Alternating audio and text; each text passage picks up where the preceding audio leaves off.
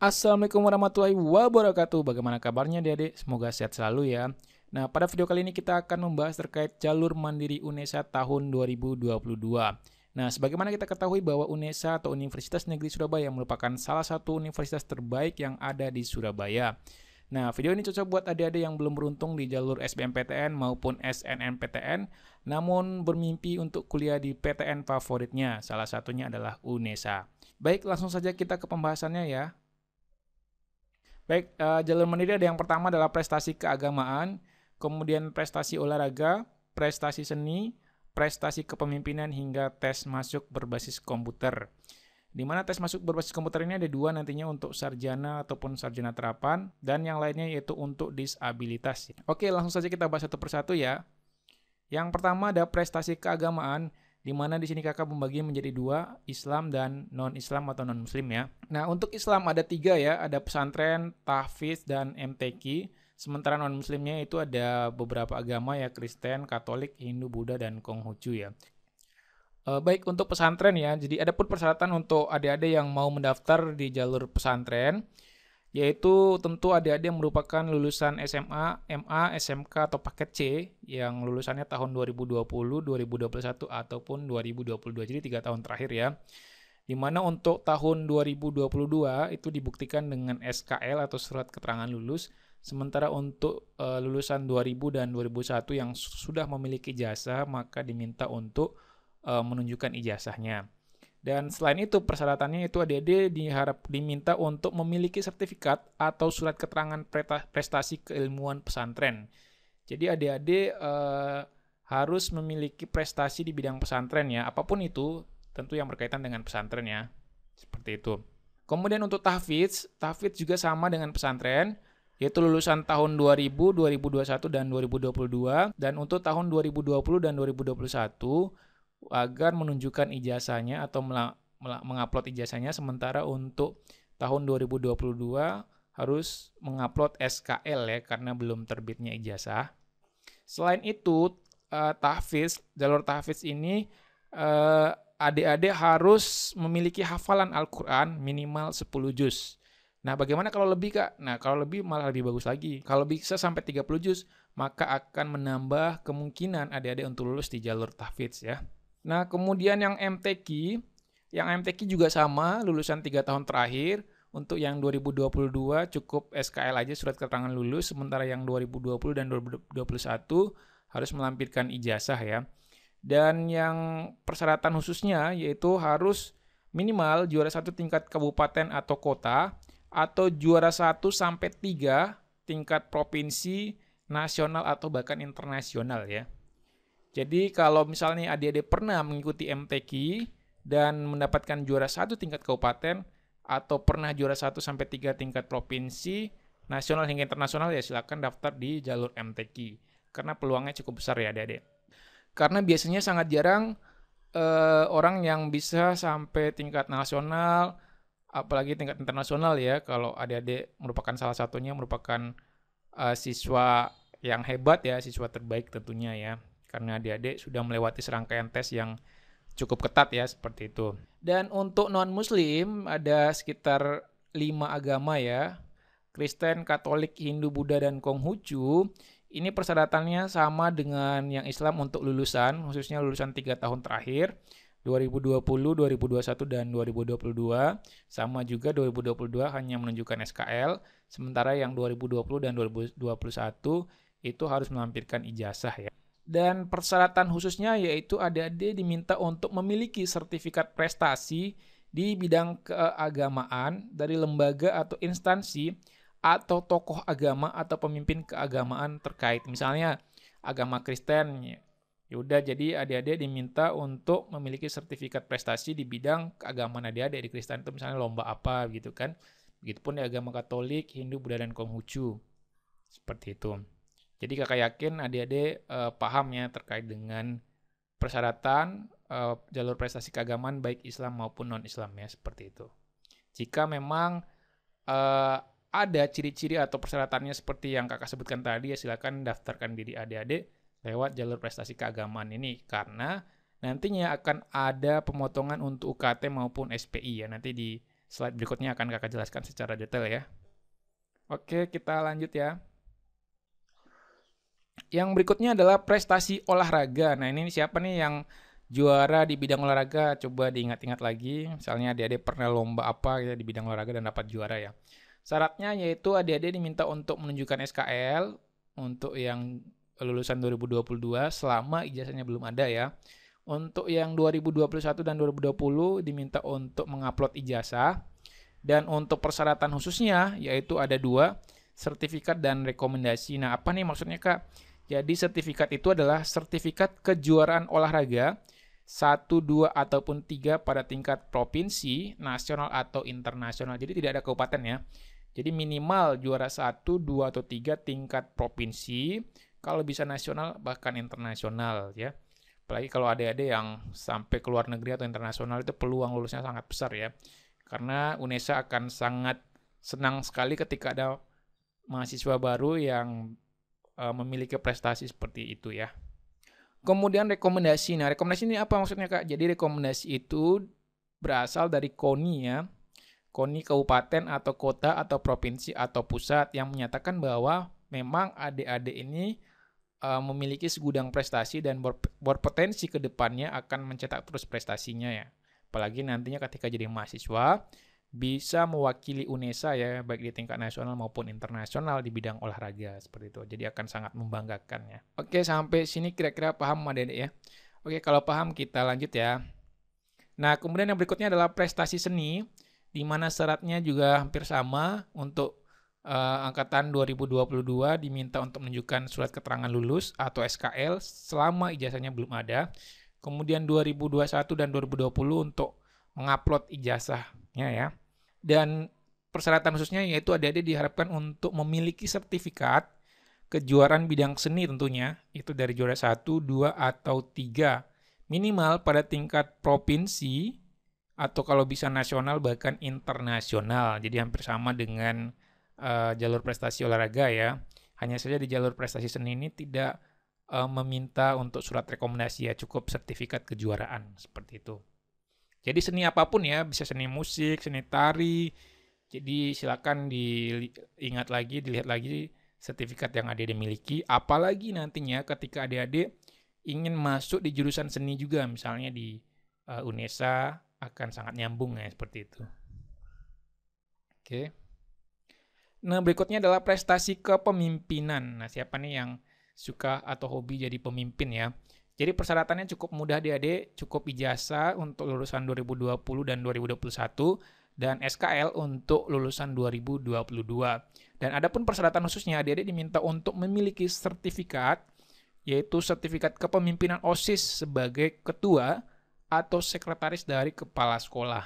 Nah, siapa nih yang pernah menjadi ketua OSIS sejak SMA-nya? Jadi silakan minta surat keputusan dari kepala sekolahnya atau juga bersama sertifikat bahwa ternyata adik-adik pernah menjabat sebagai ketua OSIS ataupun sebagai sekretaris OSIS. Karena UNESA mengharapkan calon mahasiswanya ke depan jadi pemimpin-pemimpin masa depan Indonesia ya tentunya. Oke, lanjut adik-adik.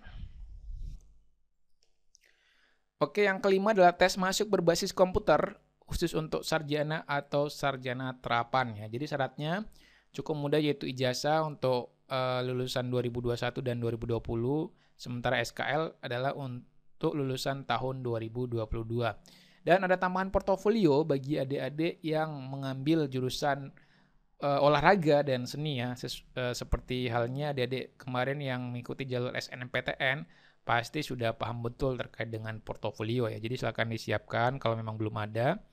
Dan sesuai dengan namanya, tes masuk berbasis komputer ini nantinya adik-adik akan mengikuti tes dari UNESA, di mana adik-adik bisa memilih 2 program studi, baik kelompok Saintek maupun Sosum ya, seperti itu. Oke, sampai sini paham kira-kira adik-adik ya? Oke, kita lanjut. Baik, nomor 6, tes masuk berbasis komputer khusus untuk disabilitas ya. Jadi tes masuk berbasis komputer itu ada 2 seperti yang saya jelaskan di awal tadi. Ada untuk sarjana atau sarjana terapan, dan yang kedua itu untuk disabilitas ya. Jadi persyaratannya tentu adik-adik harus merupakan salah satu penyandang disabilitas dan memiliki ijazah bagi lulusan 2020 dan 2021 serta melampirkan SKL bagi lulusan tahun 2022.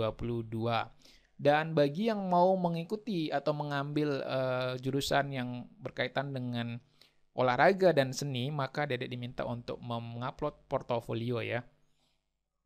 Sama juga adik-adik boleh mengambil 2 program studi, baik itu Saintek maupun Sosum ya, seperti itu. Oke, kita lanjut. Nah, ini tanggal pentingnya terkait dengan jadwal pendaftaran dari jalur-jalur tadi. Yang pertama jalur prestasi, tanggal pendaftarannya 29 Juni sampai 5 Juli 2022. Tes tulisnya nanti 7 Juli 2022, uji keterampilannya 11 Juli 2022, dan pengumumannya tanggal 13 Juli tahun 2022.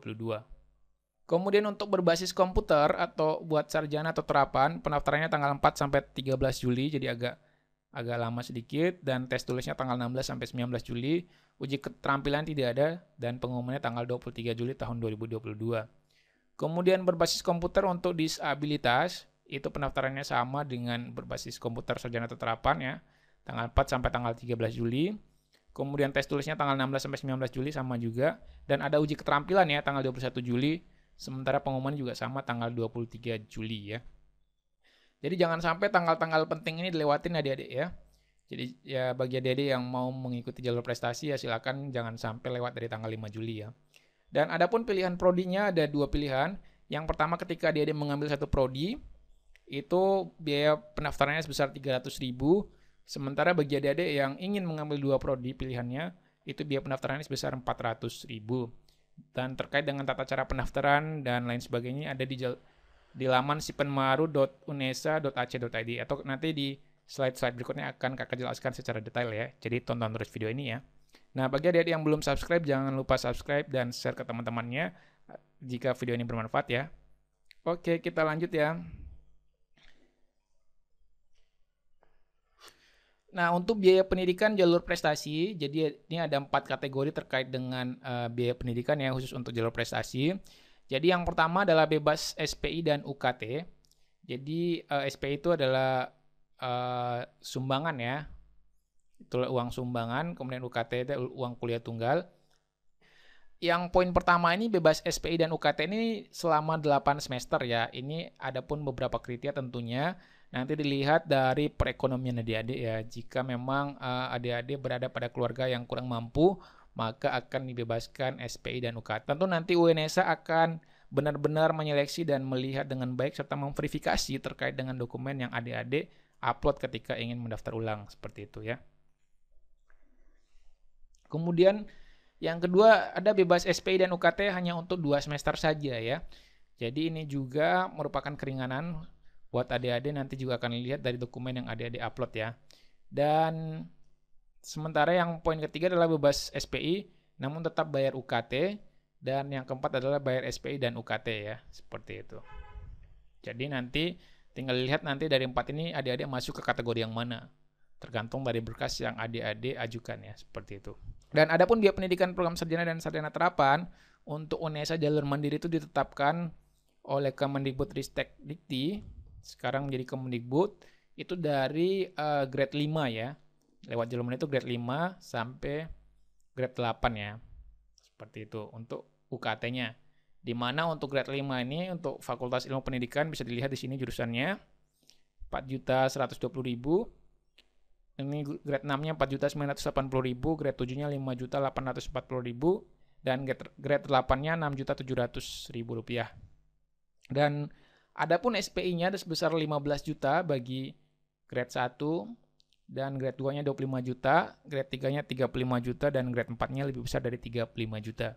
Nanti tinggal adik-adik masuk grade berapa gitu, tentu dari grade 5 ya, tinggal dilihat nanti sesuai dengan jurusan adik-adik di sini. Misalnya S1 bimbingan konseling tentu beda dengan S1 teknologi pendidikan ya. Ini memang sudah penetapan dari UNESA bersama Kemendikbud ya, seperti itu. Oke, bisa dilihat satu persatu mana jurusan yang adik-adik inginkan ya. Oke, kita lanjut. Ini juga sama adik-adik, hanya saja beda fakultasnya saja. Kalau ini khusus untuk Fakultas Matematika dan IPA, FMIPA. Kemudian Fakultas Ilmu Sosial dan Hukum, dan Fakultas Teknik ya. Nah, sehingga tinggal dilihat saja adik-adik mau ngambil jurusan yang mana, dilihat uang kuliahnya ini berapa, dan seterusnya ya. Sama yang ini juga khusus untuk Fakultas Ilmu Olahraga, Fakultas Ekonomi dan Bisnis ya. Jadi setiap jurusan memiliki UKT dan SPI yang beragam ya. Jadi bergantung dari jurusan itu dan penetapannya ditetapkan oleh UNESA bersama dengan Kemendikbud ya. Nah, ini yang terakhir program vokasi ya untuk yang sarjana terapan. Biasanya D4 ya ini. Seperti ini. Oke, lanjut. Nah, ini cara pendaftaran UNESA Adik-adik. Silakan nanti ketika ingin mendaftarkan diri di jalur mandiri UNESA, silakan buka laman pmb.unesa.ac.id. Nanti akan terbuka tampilannya seperti ini. Sehingga adik-adik diminta untuk memasukkan email. Jadi ingat, email yang dimasukkan adalah email yang aktif ya, bukan juga merupakan email institusi ya. Misalnya email ada nama sekolah di belakangnya, jadi disarankan tidak ya. Jadi cukup menggunakan email pribadi yang aktif, yang sering adik-adik gunakan setiap harinya. Setelah itu adik-adik silakan memasukkan captcha ini ya, masukkan ke sini. Jika memang ini agak kesulitan melihatnya, silakan refresh di sini, maka nanti akan diganti dengan yang lain yang kira-kira mudah dilihat oleh adik-adik. Kemudian klik register. Setelah email dan captcha-nya benar dan adik-adik mengklik register, maka tampilannya akan seperti ini nanti di email adik-adik ya. Jadi setelah itu bukalah email adik-adik, maka nanti pihak Universitas Surabaya akan mengirimkan email seperti ini. Ini sengaja kakak blur ya. Kepada yang terhormat, ini email kita di sini. Pemilik email di tempat. Sebelumnya perkenalkan kami mengucapkan terima kasih telah mendaftar SPMB Universitas Negeri Surabaya. Maka dengan menerima email ini, Anda telah melakukan pendaftaran secara online pada sistem registrasi online SPMB Universitas Negeri Surabaya. Untuk tindakan selanjutnya, kami mohon Anda dapat mengklik atau tombol konfirmasi berikutnya. Tinggal klik konfirmasi ini.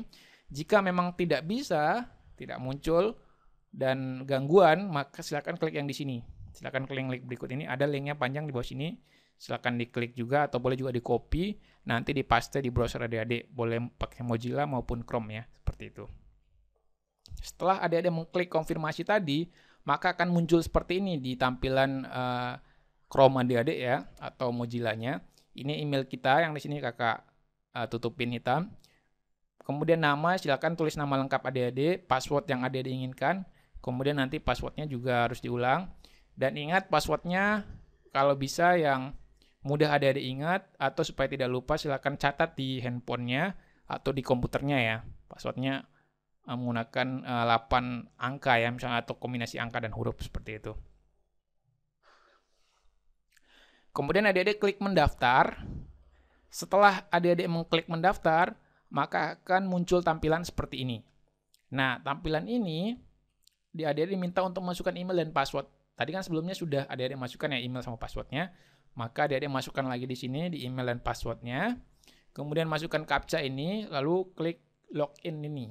Nah, setelah itu akan muncul tampilannya seperti ini. Nah, di sini adik-adik sudah mulai mengisi biodata adik-adik, data diri adik-adik di sini. Nama lengkap, kewarganegaraan, dan seterusnya ya, sampai nanti ada NPS sesuai dengan data diri adik-adik ya. Dan alurnya tentu dari biodata, kemudian jalur penerimaan, upload data pendukung, dan kartu SPMB. Nah, ini apa maksudnya? Nanti kita coba jelaskan ya yang ini. Jadi ini alurnya. Yang pertama adik-adik tadi mengisi biodata di menu data calon mahasiswa yang kakak tunjukkan tadi. Isi sampai lengkap karena agak panjang sampai ke bawahnya itu. Nah, setelah itu adik-adik mengisi jalur penerimaan di menu data calon mahasiswa. Nah, setelah adik-adik klik OK, nanti akan muncul adik-adik mau ikut jalur yang mana ya. Tentu dari salah satu jalur yang kakak jelaskan tadi ya. Silakan dipilih sesuai dengan kriteria atau persyaratan yang adik-adik miliki, seperti itu ya. Nah, selanjutnya nanti silakan mengunci data pendaftaran atau finalisasi data. Nah, tujuannya ini adalah untuk meyakinkan pihak UNESA bahwa ternyata data yang adik-adik berikan ini sudah pas dengan data diri adik-adik. Jadi ditanyakan lagi apakah sudah pas atau enggak. Jadi kalau masih kurang pas silakan edit atau perbaiki lagi sebelum difinalisasi, seperti itu ya. Nah, setelah datanya difinalisasi, maka nanti pihak UNESA akan mengirimkan virtual akun BTN. Jadi menggunakan Bank BTN ya untuk mendaftar PMB UNESA. Nah, virtual akun inilah yang digunakan untuk adik-adik bayar di Bank BTN ya. Nah, pembayaran nanti kakak jelaskan tutorial pembayarannya ya. Nah, yang kelima, silakan upload data pendukung. Nah, data pendukung ini adalah data berupa bukti pembayaran yang adik-adik lakukan baik lewat ATM atau lewat mobile banking atau bahkan ke teller ya, seperti itu. Nah, setelah benar nanti pihak UNESA akan memverifikasi, kemudian adik-adik bisa mencetak kartu ujian PMB UNESA. Dengan demikian, adik-adik sah menjadi calon mahasiswa baru yang ingin mengikuti ujian jalur mandiri PMB UNESA ya. Keduakan semoga adik-adik lulus ya. Nah, ini tata cara pembayarannya adik-adik. Yang cara pertama bisa digunakan menggunakan mobile banking, tentu Bank BTN ya. Jadi silakan masuk di mobile banking yang ada di HP adik-adik. Seperti ini kan login. Setelah login kan akan muncul tampilan seperti ini. Nah, adik-adik milih yang sini ya. Kemudian nanti klik ini, nanti masukkan virtual akunnya di sini. Lalu masukkan PIN. PIN ini adalah PIN mobile banking adik-adik dan transaksinya sukses ya.